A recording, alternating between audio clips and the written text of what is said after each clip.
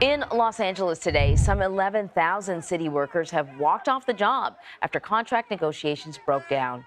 They're joining thousands of striking writers, actors, and hotel workers who have already been picketing.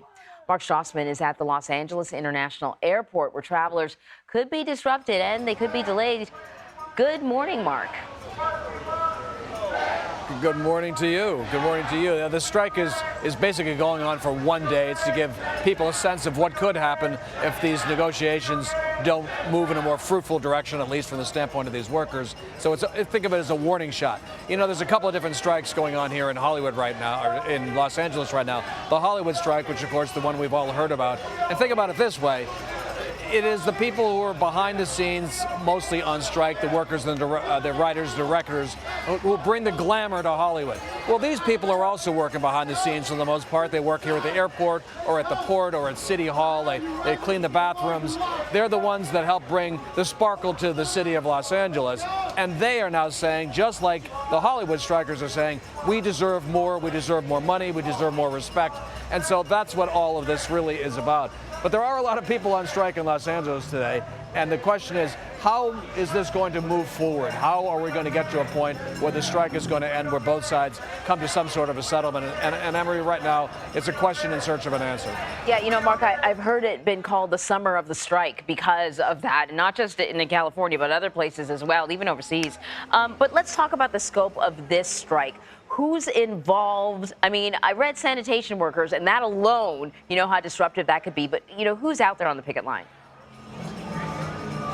Yeah, well, I think at the airport, it's a lot of the sanitation folks and the folks who keep for instance, Los Angeles Airport. If you've ever flown in there, you know it's basically a city unto itself. And think about what it takes to keep a city up and running and to keep a city clean and hygienic. Well, okay, if the bathrooms don't get cleaned, it gets pretty nasty pretty quick, right? So these are the people who make all of that possible.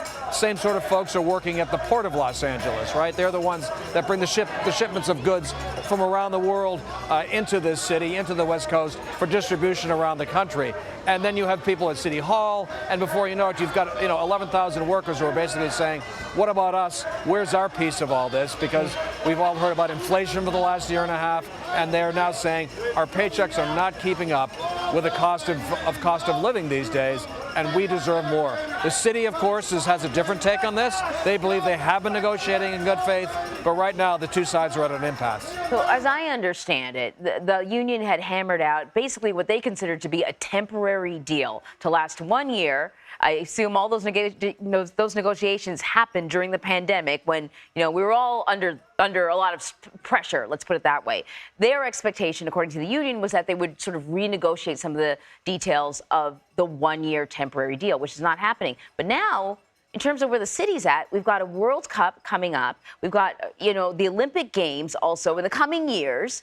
As I understand it, too, the city is tremendously sort of under what's the word I'm looking for? There's a 20% gap in the number of workers. They're missing a lot of employees. They have a lot of jobs to fill. How much pressure is the city under to wrap up these negotiations? I think it's a fair point. I mean, I think they are under a certain amount of pressure to make it done, to get it done. On the one hand, the World Cup is 3 years away. The Olympics are 4 years away. That's a long time. But if you can nail down employees to a 5-year contract, say, right, and make sure that that is taken care of, that's one headache you don't have to worry about. There won't be some last-minute work stoppage that would disrupt the city and embarrass the city just as the world shows up for this big sporting spectacle. I mean, so much the better. And so the more you can get done on the front end, the less you have to worry about on the back end as these big events come to fruition. And so, yeah, I think there is some pressure to get this done. It's not short-term pressure, but if you're a leader of the city taking the long view, you realize I really ought to try to get as many of these things buttoned down right now while I can before it becomes a much bigger headache down the road. Yeah, this is just one day. You don't want to see, anything longer than that when you're talking about some of these crucial workers. Mark, thank you very much.